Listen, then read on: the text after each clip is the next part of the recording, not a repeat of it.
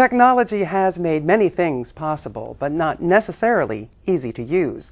Have you ever had trouble viewing anything with a digital display? Well, imagine if you're legally blind. And for some devices, these problems can be the difference between life and death. 4 years ago, the American Foundation for the Blind in Huntington set out to improve hard-to-read digital displays. It hired Marshall University researchers to do the job. They're confident they have developed an LCD screen technology that will lead to easier-to-read appliances, gadgets, and complicated operating systems. Clark Davis produced this Outlook as part of Lab 304, our series on scientific research in West Virginia. I can see clearly now, the rain is gone.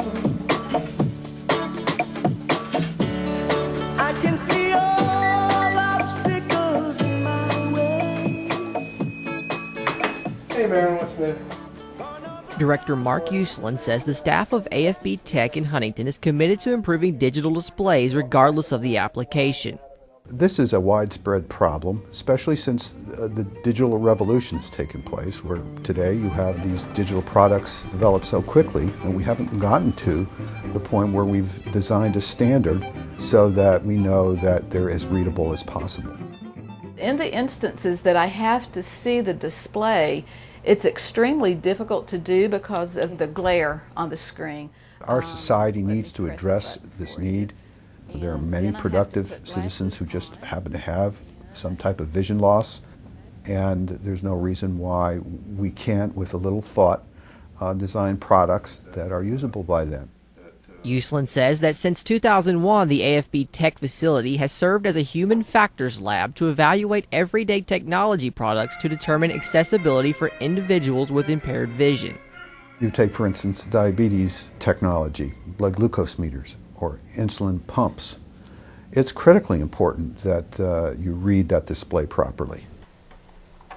Often working from home, Deetra Bannister is a Career Connect program specialist for the American Foundation for the Blind.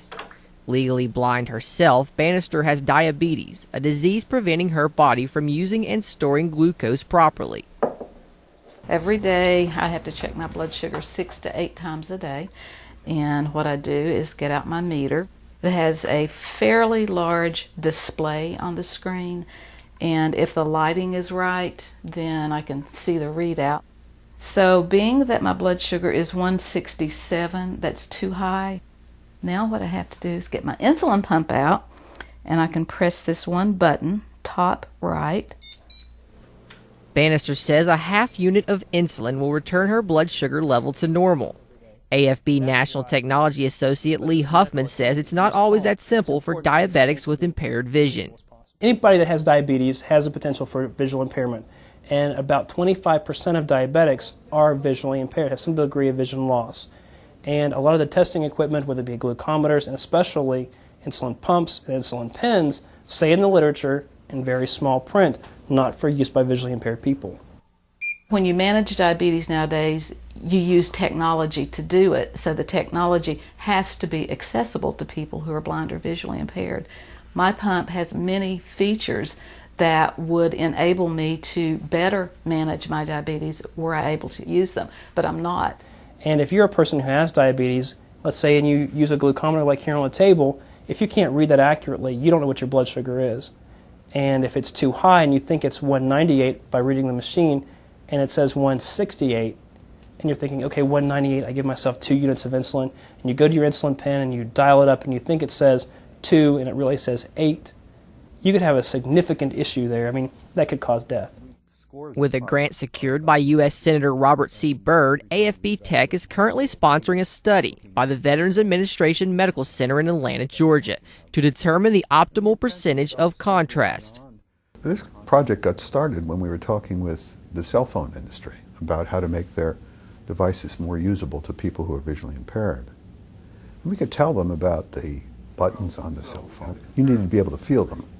But when it came to the display, you can't just say it's not a very good display, it's too dim. So this project was really an effort to measure displays and conduct a clinical study to determine what the most appropriate contrast should be for readability in a visual display. In association with the American Foundation for the Blind, Marshall University physics professor Tom Wilson and MU Research Corporation researcher Jack Smith have developed a system to help determine a digital display's contrast level.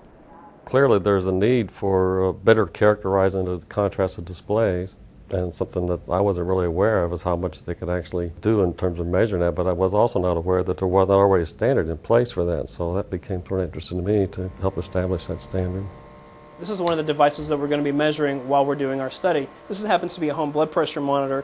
While the letters on it may be quite large, they have low contrast with the background. And the contrast is the difference between the lightest part of the background and the darkest part of the number or letter on the display. When we take a reading, we place the device on the stand in front of the integrated sphere, which evenly distributes light across the display so we can get a clear, accurate picture of the display itself. What we have here is a Canon camera, 40D camera, with a macro lens. The photograph that we take of the display will travel to the laptop we have there in front of you with imaging software, which will be able to calculate the contrast display on the particular device that we're analyzing. And Jacob Bills is our intern from Marshall University, who will go ahead and take our contrast reading of this particular display. And this can be used for any type of device that we're going to be used to be measuring, whether it be a calculator, a glucometer, an insulin pen, things that have the LCD displays. Looks like we're getting a 45% contrast. And 45% contrast really is quite low as far as the readings go that we're getting for other home blood pressure monitors. Usually we're getting 55, 50 to 55 or 65, and people with visual impairment need more than that to be able to see and use these devices accurately. Huffman says that contrast is calculated from 0 to 100, so the higher the number, the better the contrast.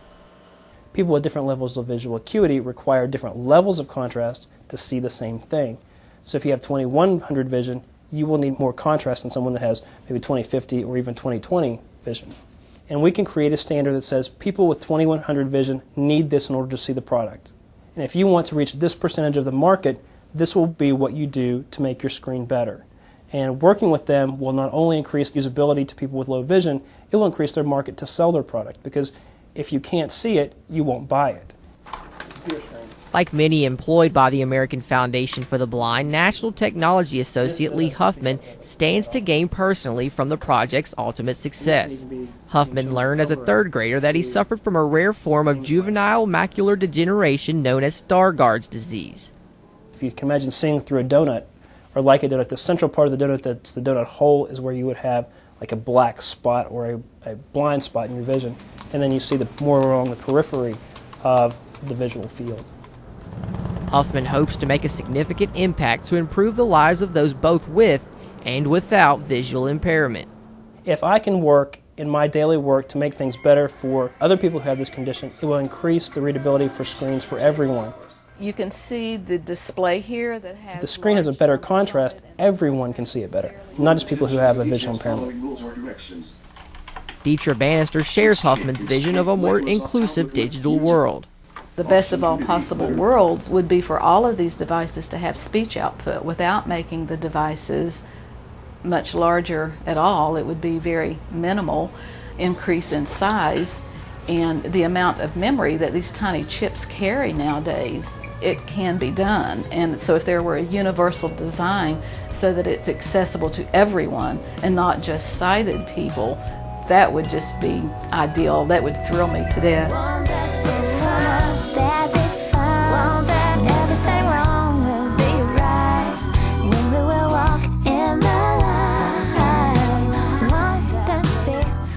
For West Virginia Public Broadcasting, I'm Clark Davis in Huntington.